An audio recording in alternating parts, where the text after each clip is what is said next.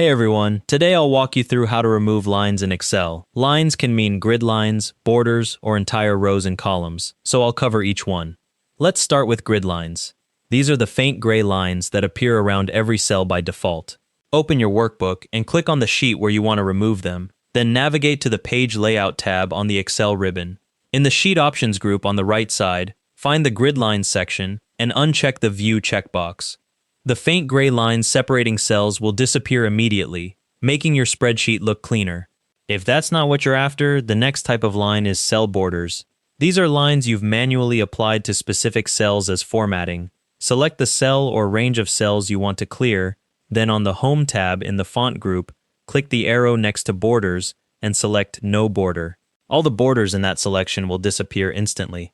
Still seeing lines you want to get rid of? You can use the Border Eraser tool to remove specific borders without affecting others. Click the Home tab, open the Borders drop-down, and select Erase Border. Your mouse pointer will turn into an eraser. Click on any borderline you want to remove. Each one disappears as you click it. When you're done, press Escape to exit eraser mode. Another option for removing borders is the Format Cells dialog, which gives you more precise control. Highlight the cell range, then right-click and choose Format Cells.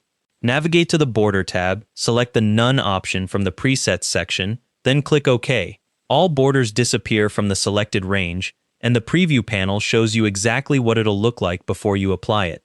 The last interpretation is if you want to delete entire rows or columns. Right-click on the row number on the left or the column letter at the top, then select Delete. The entire row or column disappears, and everything below or to the right shifts up or left to fill the gap. Just be careful. This removes all the data in that row or column. Here's a quick tip. Grid lines apply to the entire worksheet, not individual cells. If you want lines around specific areas, use borders instead. Also, grid lines don't print by default. If you need them on a printed page, you'll need to enable that separately in the Page Layout tab.